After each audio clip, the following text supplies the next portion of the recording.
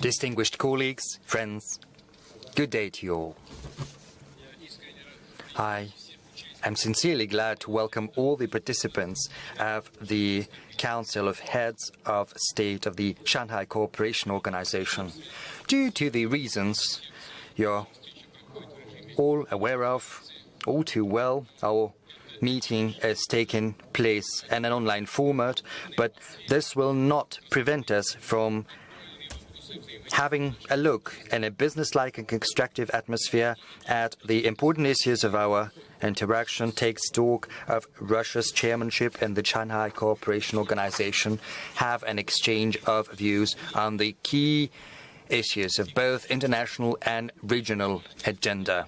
And certainly it is important for us to charter our plans for cooperation in future, to talk about what we're about to do further to fight the pandemic, to mitigate its negative impact on the economies of our countries, as well as on global political, social and economic processes. I would like to point out that our meeting is attended not just by the leaders of the 8 countries that are members of the SCO. We also have with us representatives of observer nations as well as the heads of the SCO standing bodies. Apart from that, the UN Secretary General, Mr. Antonio Guterres, has sent over his recorded video message to us.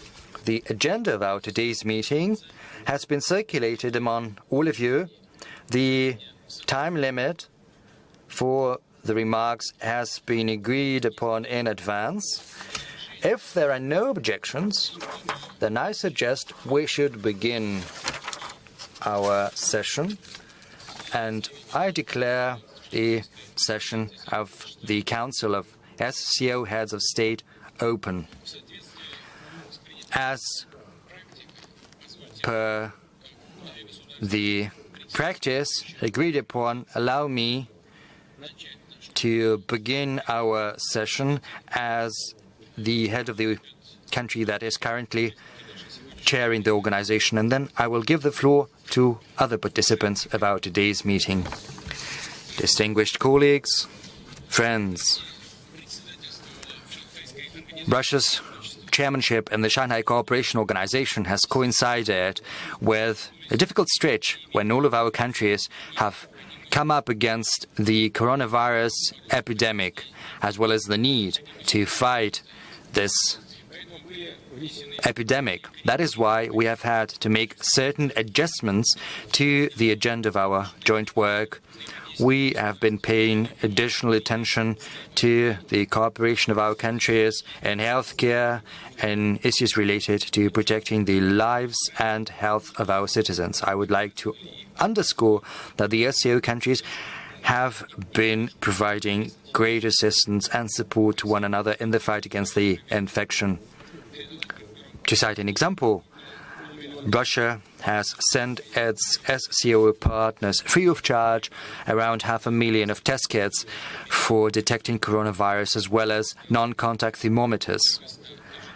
And as for Kazakhstan, Kyrgyzstan, Tajikistan and Uzbekistan, we have sent teams of our medics to these countries, and the total number of these missions has reached 9. Our sanitary and epidemiological services, as well as healthcare ministries of the SCO countries, have fostered an efficient exchange of data and experience. Incidentally, today we will endorse the comprehensive plan of the SCO to fight epidemics, as well as a special statement on coronavirus-related issues.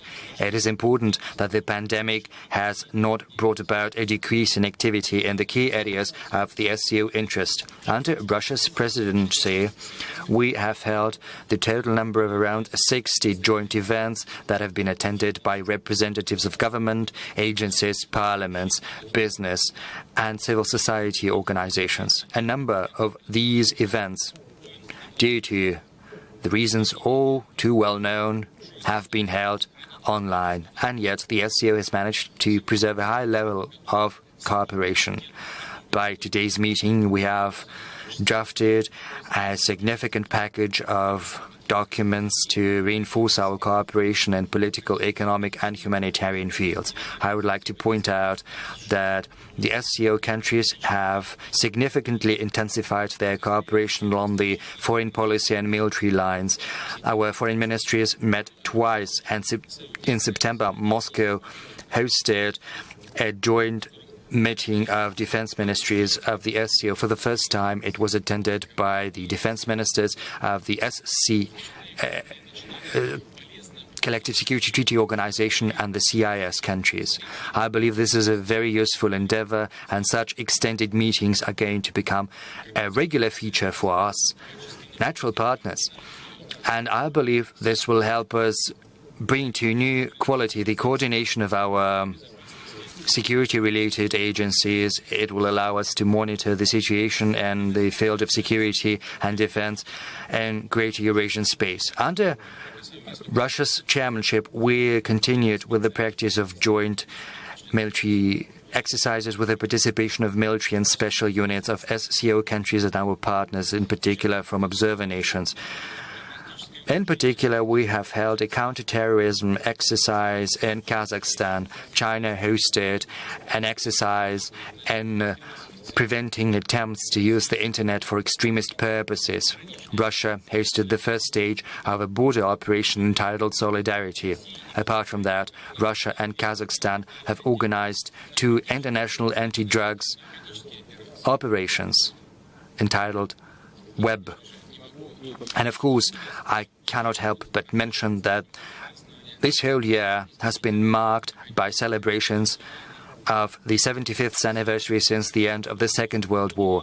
All the SCO member countries have paid special attention to holding commemorative events to mark this occasion. It is symbolic that the Russian armed forces were joined by military units from the SCO countries during the victory parade in Red Square in Moscow. And today, after this meeting, we are going to adopt a statement which states that we deeply respect the memory of the Great War.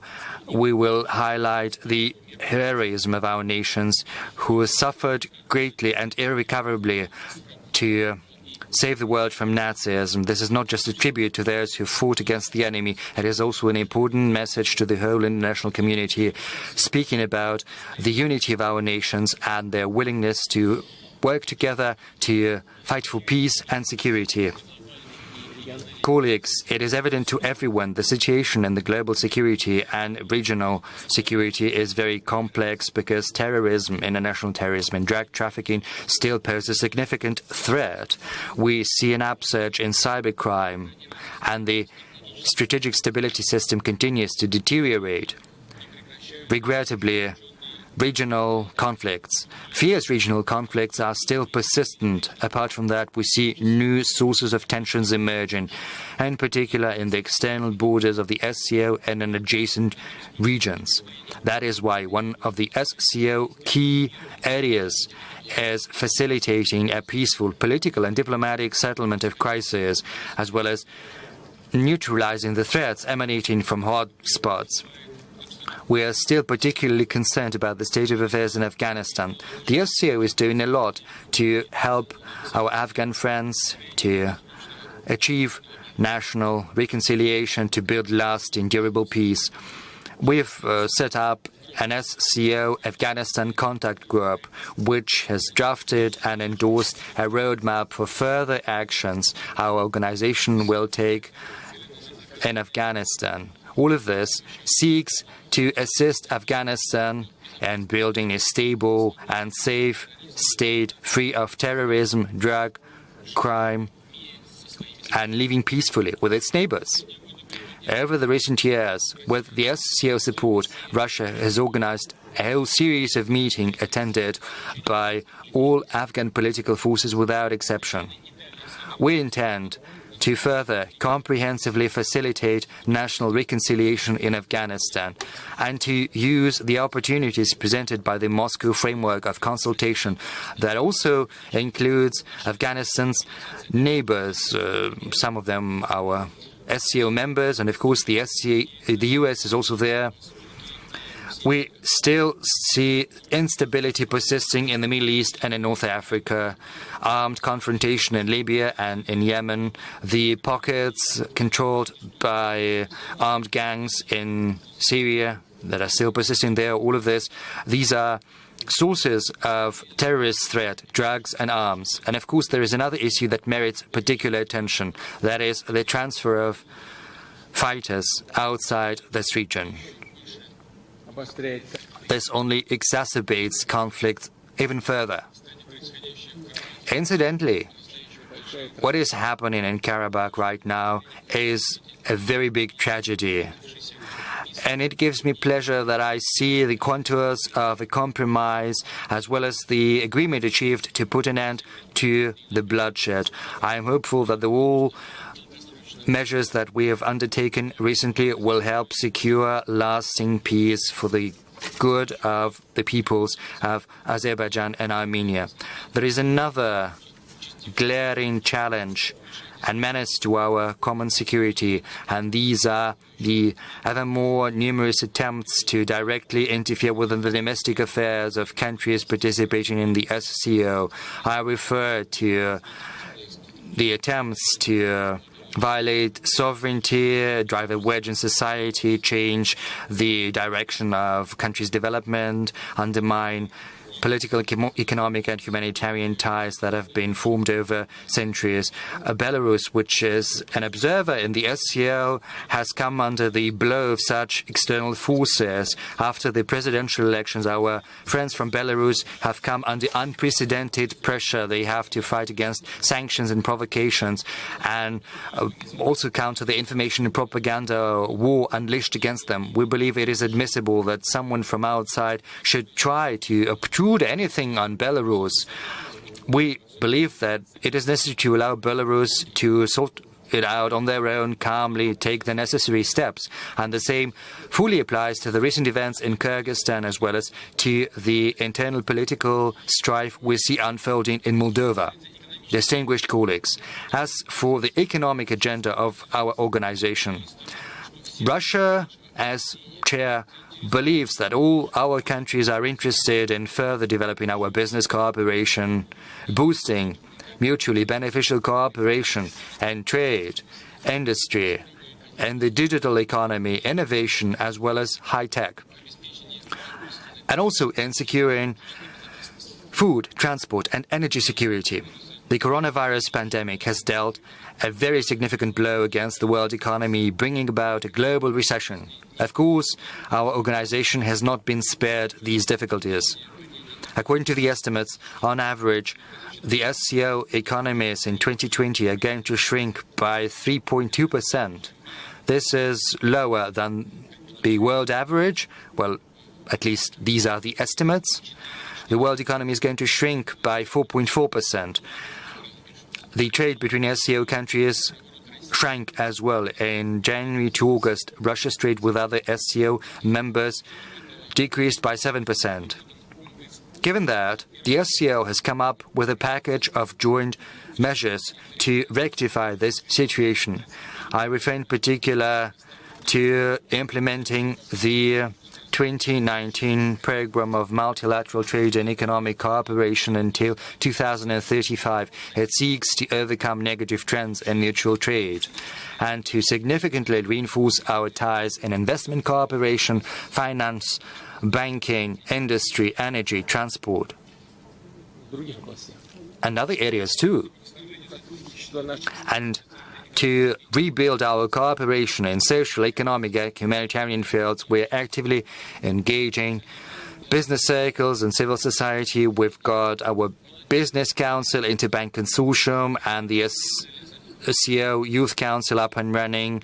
We are developing inter-regional cooperation under the framework of the SCO Regional Forum, whose first session incidentally has taken place just recently. It was on October the 29th. I'm confident, colleagues, that you are going to speak more about the issues I've mentioned as well as other issues, and I'm hopeful that today our work is going to be productive, constructive, and efficient.